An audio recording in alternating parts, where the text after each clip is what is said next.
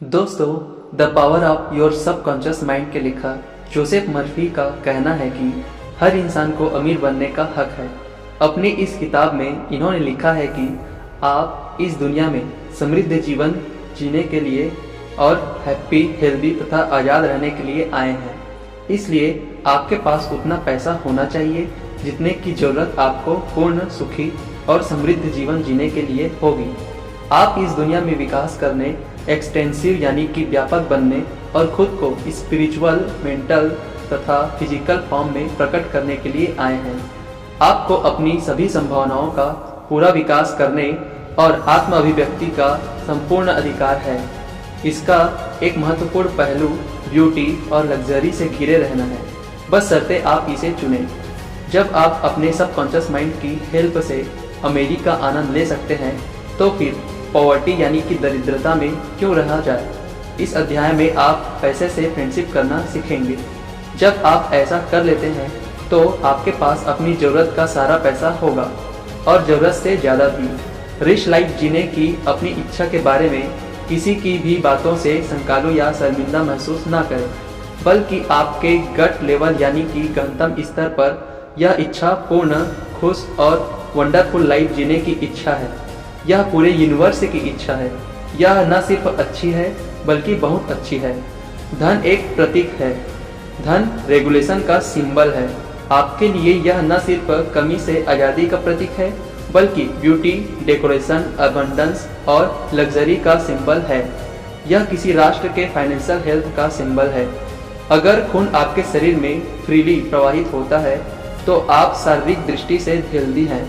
अगर पैसा आपकी लाइफ में फ्रीली प्रवाहित होता है तो आप आर्थिक दृष्टि से स्वस्थ हैं। जब लोग धन संचय करने लगते हैं, इसे टीन के डिब्बों में बंद करने लगते हैं और आशंकित होने लगते हैं, तो वे आर्थिक दृष्टि से बीमार बन जाते हैं। वेल्थ के सिंपल्स सदियों से रूप बदलते रहे हैं। आपके विचार में आने वाली लगभग हर चीज़ ने हिस्ट्री में किसी न किसी समय और किसी न किसी जगह धन का काम किया है। जाहिर है, सोना और चांदी धन का रूप थे, लेकिन नमक, मनके और कई सस्ती चीज़ें भी थीं। प्राचीन काल में लोगों की दौलत अक्सर उनकी भेड़ों और बैलों से आकी जाती थी। अब हम मुद्रा और अन्य आसान साधनों का प्रयोग करते हैं। इसका कारण स्पष्ट है। बिल चुकाने के लिए अपने साथ कुछ भेड़ों को लेकर चलने के बजाय चेक लिखना ज़्यादा कन्वीनियंट है। अमीरी की सही राह पर कैसे चलें? जब आप अपने सबकॉन्शियस माइंड के पावर को समझ लेते हैं तो आपके पास स्पिरिचुअल, मेंटल और फाइनेंशियल सभी तरह की अमीरी की सही राह का नक्शा आ जाता है। जिसने भी मस्तिष्क के नियमों को सीख लिया है, वह निश्चित रूप से जानता और मानता है कि उसे कभी किसी चीज़ की कमी नहीं पड़ेगी। आर्थिक संकटों, स्टॉक मार्केट के उतार चढ़ावों, मंदियों, हड़तालों, बढ़ती महंगाई या यहाँ तक कि वर्ल्ड वार के दौरान भी उसके पास काफ़ी पैसा रहेगा।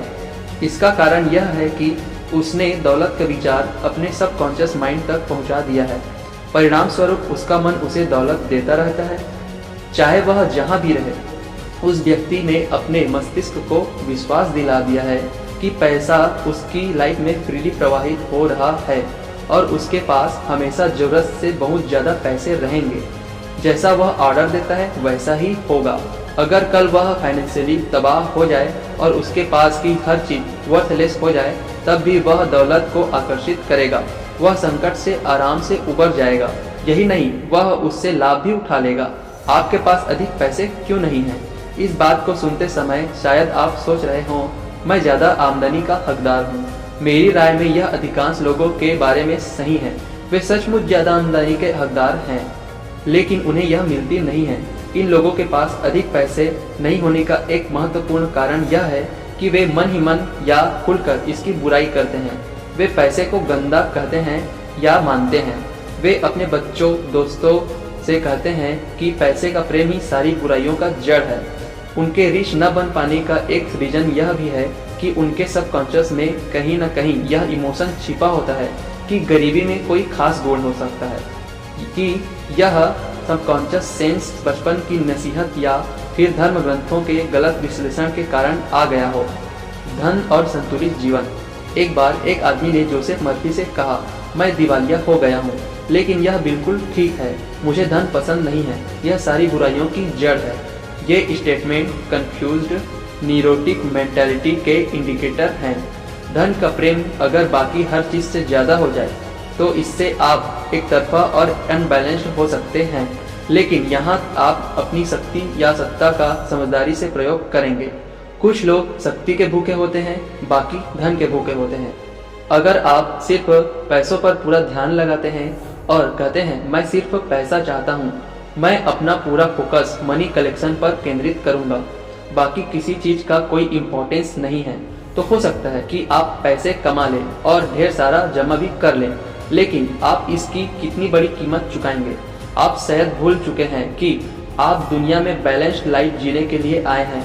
आपको mental peace, harmony, love, happiness और संपूर्ण स्वास्थ्य की आवश्यकता को भी संतुष्ट करना चाहिए। धन संग्रह को एकमात्र लक्ष्य बनाकर आप गलत चुनाव करते हैं। हो सकता है आप सोचें कि आप सिर्फ धन ही चाहते हैं, लेकिन तमाम कोशिशों के बाद आप पाते हैं कि आपको सिर्फ धन की जरूरत नहीं रहती है। किसी ने भी मृत्युशैया पर यह इच्छा व्यक्त नहीं की है कि काश उसने पैसे कमाने में ज्यादा समय लगाया होता। आप अपनी छिपी हुई प्रतिभाओं की सच्ची अभिव्यक्ति, जीवन में सच्ची जगह पाने, सुंदरता और दूसरों की सक्सेस तथा कल्याण में योगदान देने की खुशी की इच्छा भी करते हैं। अगर आप चाहें तो अपने सबकॉन्शियस माइंड के नियम सीखकर $10 मिलियन या $10 मिलियन भी कमा सकते हैं और साथ ही मानसिक शांति, सद्भाव, संपूर्ण स्वास्थ्य और आदर्श अभिव्यक्ति भी पा सकते हैं। गरीबी एक मानसिक रोग है। गरीबी में कोई गुण नहीं है, यह किसी अन्य मानसिक रोग की तरह है। अगर आप शारीरिक रूप से बीमार हैं तो आपको यह एहसास होगा कि आपके साथ कुछ न कुछ गड़बड़ है। आप हेल्प लेना चाहेंगे और स्थिति का उपचार करने की कोशिश करेंगे।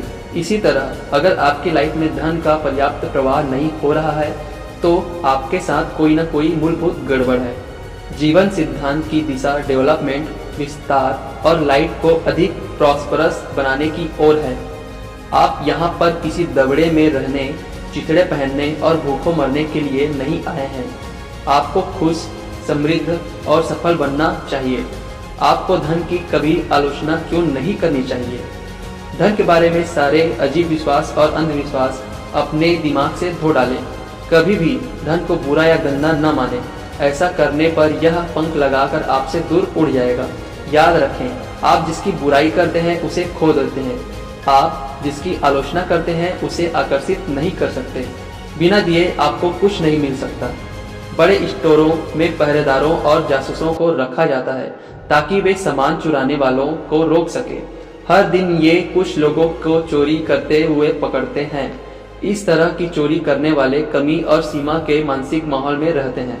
दूसरों से चुराने की कोशिश में वे अपनी ही शांति, सद्भाव, आस्था, ईमानदारी, अखंडता, सद्भावना और विश्वास को चुरा रहे हैं। यही नहीं, इससे उनके सबकॉन्शियस माइंड में जो मैसेज जाता है उससे उनका बहुत नुकसान होता है।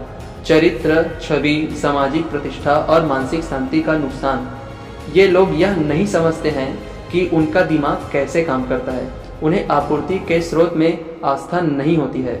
अगर वे मानसिक रूप से अपने अवचेतन मन की शक्तियों का आह्वान करें और दावा करें कि उनकी सच्ची अभिव्यक्ति हो रही है तो उन्हें सफलता और समृद्धि मिलेगी। फिर ऑनेस्टी, कंटिन्यूटी और डेवोशन से वे खुद को और समाज को लाभ पहुंचा सकते हैं।